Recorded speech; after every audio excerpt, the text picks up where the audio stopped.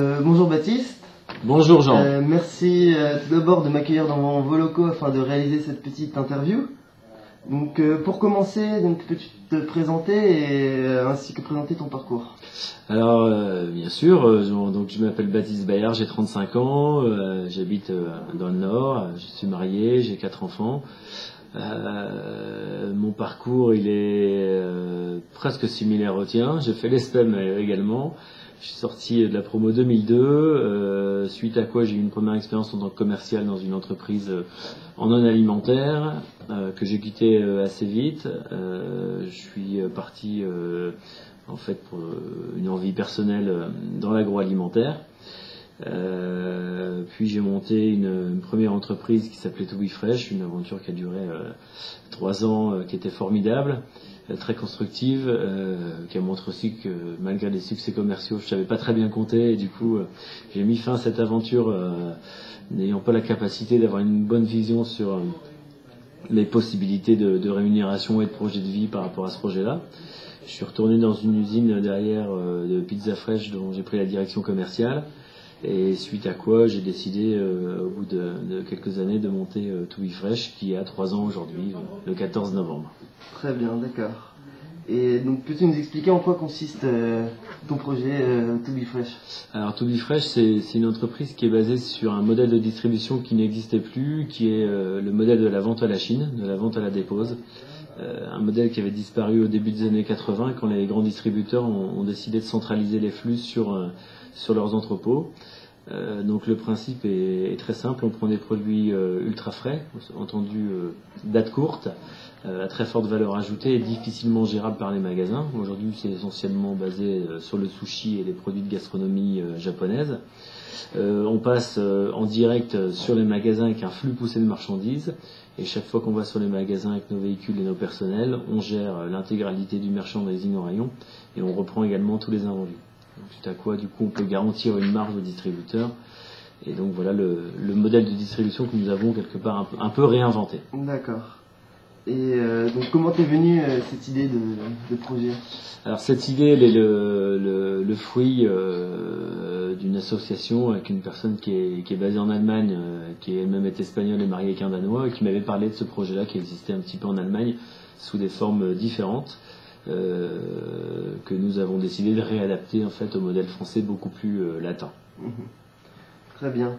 Et donc à partir de quel moment as-tu envie d'en faire ton projet professionnel, de manière autonome? C'est une question que tu n'avais pas avant, ça? Ouais, non, parce qu'avant tu avais répondu dans la présentation en fait. Merde, je sais plus ce que j'avais dit. Bon, c'est pas grave. Sinon on peut passer suivant. Donc on a décidé de se lancer tout simplement parce qu'on sentait qu'il y avait une opportunité sur le marché. À la différence de l'Allemagne ou d'autres pays européens, la France est un pays dans lequel il y a énormément de grands hypermarchés qui sont dotés par exemple de corners de fabrication de sushi, et donc on pensait qu'on avait la réponse sur le sushi et le produit ultra frais pour les supermarchés et les magasins de proximité. Donc tout de suite, quand on a évoqué l'idée avec mon associée Véronica, on a décidé de se concentrer exclusivement sur ces 2 canaux de distribution. D'accord. Ok. Et donc en tant que jeune entrepreneur, es-tu suivi par un organisme? Alors oui, c'est un organisme un peu particulier, c'est un fonds privé qui nous suit, dans lequel il y a 24 entreprises, qui en fait nous permet d'être beaucoup plus aguerris en tant que dirigeant d'une part, qui a également des participations dans l'entreprise.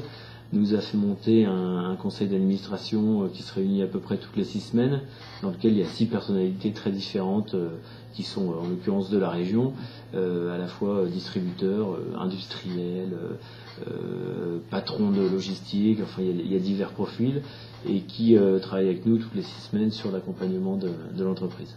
D'accord. Et donc es-tu familier avec le domaine des startups? Le domaine des startups nous est familier parce que en entreprenant on rencontre beaucoup d'entrepreneurs. Après c'est un mot qui est un petit peu aujourd'hui utilisé à tout va pour à la mode un petit peu pour tous ceux qui entreprennent. On dirait il y a une start-up dans le sushi ou dans la distrib, bon, ok. Maintenant, c'est un esprit qui nous anime. Parce que, quoi qu'on en dise, même si notre innovation de concept a été sourcée des idées dans d'autres pays, on reste des pionniers et nos clients nous demandent souvent comment vous faites, comment c'est possible, c'est incroyable, ou alors ils émettent des gros doutes aussi. Hein. Et donc c'est vraiment ça qui nous anime, c'est-à-dire qu'on défriche énormément de terrains inexplorés et inexplorables par des gens qui n'ont pas l'agilité et la flexibilité des petits que nous sommes. D'accord. Et est-ce que ta vision de l'entrepreneuriat a changé depuis que tu as créé donc To Be Fresh? Ma vision a énormément changé, puisque quand on démarre une entreprise, d'abord on la démarre à 2 et puis 3 ans après on est 26, donc ça change déjà beaucoup les choses. Et les préoccupations du départ liées à ce qu'on pense qu'on va faire sont pas les mêmes quand on a réalisé ce qu'on va vraiment et réellement faire. Donc une chose est certaine, c'est que j'ai de mon côté réalisé combien les bons conseils étaient importants, dans la mesure où en général les gens qui vous conseillent, ils ont souvent raison. On aimerait leur donner tort, mais la réalité économique vous rattrape souvent. D'accord. Et donc, pour toi, quelle était la plus grosse surprise dans ce processus de création, ce qui t'a le plus marqué? Alors, c'est plus des choses qui m'ont marqué que des surprises, parce que des surprises, le temps passant, on est un peu moins surpris à chaque fois qu'il y a des choses un peu extraordinaires. Mais je dirais, il y a plusieurs choses. Je suis extrêmement impacté positivement par la capacité des hommes à se dépasser dans un projet, entre un projet initial et un projet 3 ans après, de voir des gens qui sont rentrés, il n'y avait pas de commerce, pas de chiffre d'affaires, et de voir aujourd'hui l'évolution de ces gens et la prise en main qu'ils ont du business model, c'est totalement fabuleux. Après, la surprise a quand même été le succès commercial qui n'a pas été immédiat, mais qui aujourd'hui est quand même relativement sur la France quasiment global, et on l'attendait pas aussi bien. Et ça, c'est vrai que pour le coup, c'est quand même un peu une surprise. Ouais. Très bien. Et quel avenir pour To Be Fresh? Alors l'avenir de To Be Fresh, c'est de bien clôturer 2014. On avait un budget 2014 qu'on a déjà dépassé au mois de septembre, donc d'essayer d'aller toujours plus loin, évidemment, dans une période pour la grande distribution qui est primordiale sur les 3 derniers mois de l'année. Ensuite, c'est le développement de nouvelles gammes de produits, essentiellement toujours évidemment dans l'ultra fraîcheur, mais sur des choses qui n'ont pas attrait à la gastronomie japonaise. Et enfin, on est en train de réfléchir à devenir industriel, et donc nous sommes en confidentialité avec certains acteurs du marché sur le sujet. Très bien.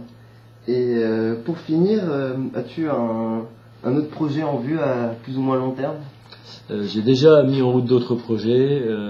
Dans le cadre de To Be Fresh, les différentes augmentations de capital ou modifications capitalistiques ont fait que j'ai monté une holding personnelle qui a déjà investi sur un projet en Rhône-Alpes dans l'agroalimentaire, et puis dans un deuxième projet qui devrait arriver aussi également dans le Nord. Et puis après, la porte est ouverte à tous les projets. On regarde tout ce qui se passe, on reste très concentré sur l'activité principale qu'on a aujourd'hui, qui est énormément prenante.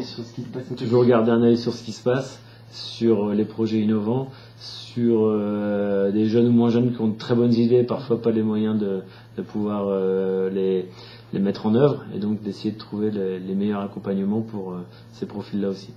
D'accord. Très bien, nous arrivons à la fin de cette interview.